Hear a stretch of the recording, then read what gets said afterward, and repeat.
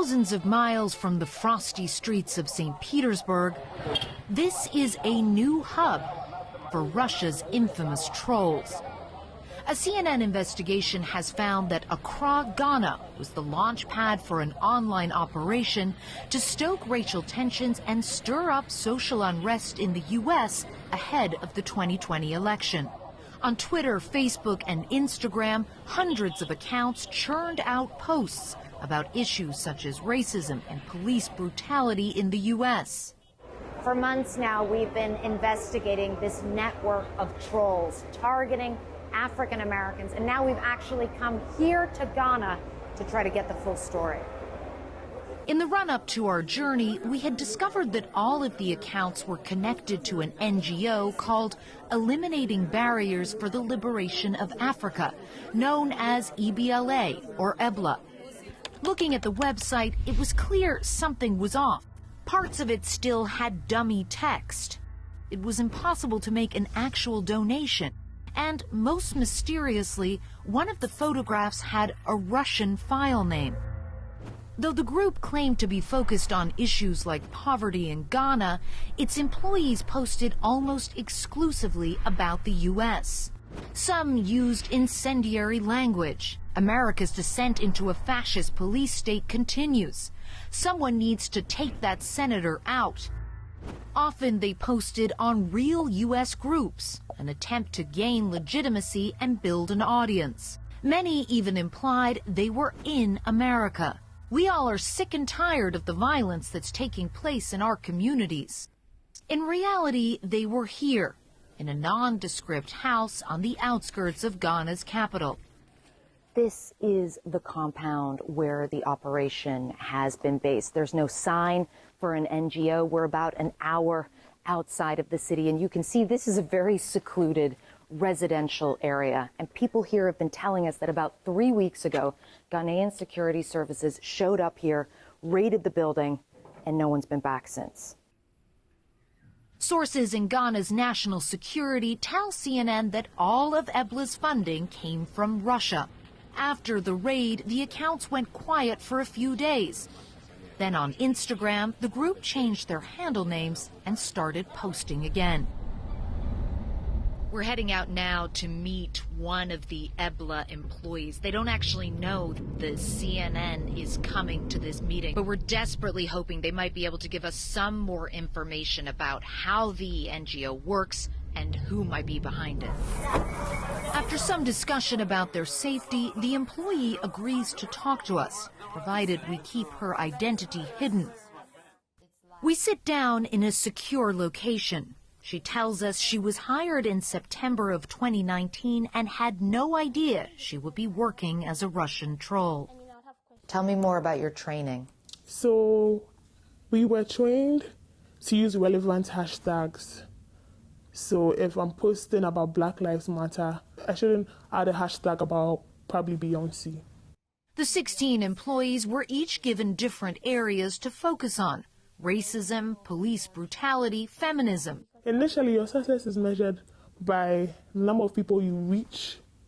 But most importantly, you have to get followers, all right? The tactics are strikingly similar to those used by Russia's Internet Research Agency, known as the IRA, ahead of the U.S. presidential election in 2016. The aim? To pit Americans against each other and create mistrust of the political system. Run by Yevgeny Prigozhin, a close associate of President Putin, the IRA was later sanctioned by the U.S. This time, the Russians appear to be outsourcing some of their troll networks, offering plausible deniability. The employee tells us her boss was a South African who called himself Mr. Amara. He said he was a passionate person about helping people. Did you know if Mr. Amara spoke any languages other than English? According to what I heard, he spoke Russian too. But Mr. Amara is not South African. In fact, he is not Mr. Amara at all. CNN has learned his real name is Seth Weredu, and he is Ghanaian. Weredu has worked and studied in Russia for many years. Months after starting the Ghana operation, he opened a second branch in Nigeria. In January of this year, Ebla even posted a job on LinkedIn in Charleston, South Carolina. The raid by Ghana's security services did not stop Wuredu. On our last day in Accra, we find out that he has organized a secret meeting of employees on a university campus. He tells them to create more accounts and promises they will get paid soon. As the meeting finishes, we approach him wearing a hidden camera and greet him in Russian.